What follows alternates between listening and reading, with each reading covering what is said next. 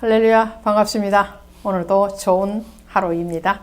오늘 사무엘상 9장 가도록 합니다.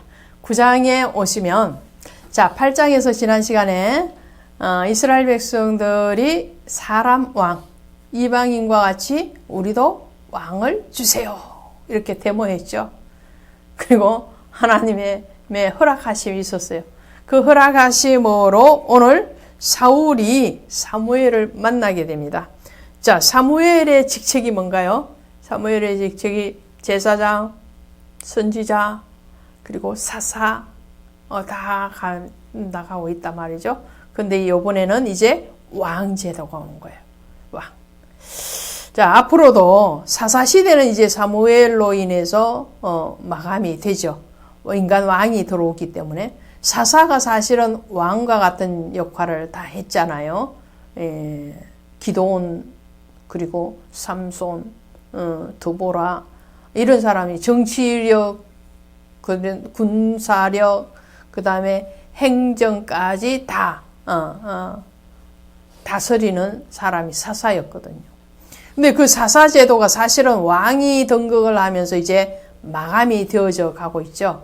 마감이 되어지고 왕이 등장을 하는데, 첫 번째 이스라엘의 사사 시대를 마감하는 첫 번째 왕이 사울입니다.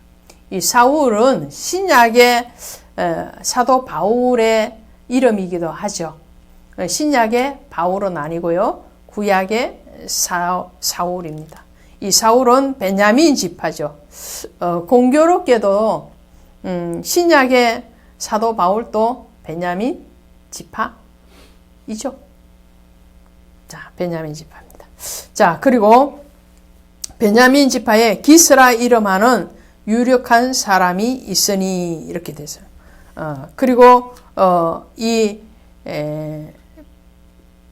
사울이 지금 어떠한 상황이 있느냐면은 아버지가 잃어버린 암나기를 찾아 헤매는 상황이에요. 이 상황도 우리가 이해를 해야 되는 거죠. 이스라엘의 왕은 해야 되는 것이 뭔가 라는 것을 지금 이 사울의 상황 가운데서 하나님 말씀하는 거예요. 아버지 잃어버린 암나기. 그죠? 하나님의 잃어버린 나귀는 뭐예요? 나귀는 부정한 짐승이죠? 그쵸? 근데 이 부정한 짐승을 예루살렘 입성하시는 예수님이 등에 타고 오시잖아요. 그죠? 그리고 출애굽기에 가면 이 나귀의 생명을 대속하는 방법이 뭐였어요? 바로 양을 잡는 것이었죠. 그래서 암나귀라는 것은 새끼를 낳을 수 있는 나귀죠. 하나님의 잃어버린 양, 아직 돌아오지 않는 나귀를 찾으시는 그 소명을 예수님에게 주셨을 뿐만 아니라 지금 사울에게도 하나님이 말씀하고 계시는 것이죠. 이스라엘의 왕이 해야 되는 일, 바로 하나님의 나라, 하나님의 백성을 찾고 그리고 그들을 지키는 것이다 라는 것을 말을 하고 있습니다. 사무엘이 사울을 만나는데 17절에 이렇게 말을 합니다. 사무엘이 사울을 볼 때에 여호와께서 그에게 이르시되, 보라, 이는 내가 내게 말한 사람이니 이가 내 백성을 다스리라 하시니라. 내 백성을 다스린대요. 그렇죠. 제가 말씀드렸죠. 이스라엘의 왕은 하나님이 세우는 것이고 하나님이 그에게 하나님의 백성을 위탁하는 거죠. 맡기시는 거죠. 암나귀를 사는다는 것은 부정한 짐승, 아직 예수 믿지 않는 그 사람을 찾아내시는 것이 사역이다라는 것을 말씀을 하고 있죠. 이렇게 해서 사울이 왕이 될 것이라는 말을 들었을 때에 사울의 반응이 21절에 나옵니다.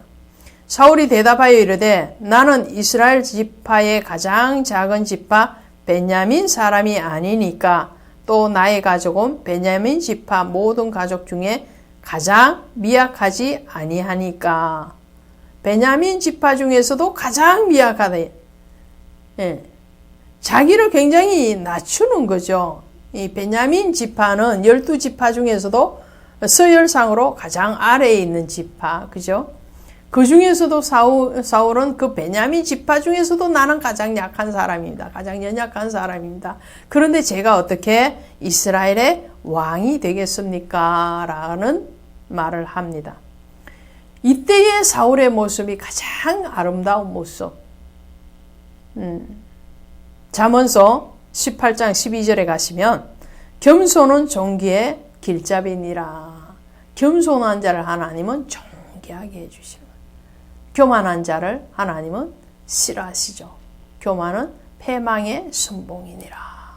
교만하면 망하는 지름길이고 겸손하면 존귀해지는 길잡이 같은 그런 역할을 한다. 그렇다면 우리는 당연히 겸손한 자리에 있어야 되겠죠. 자, 사무엘이 사울을 상석에 앉게 합니다. 왜요? 하나님이 허락하셨으니까.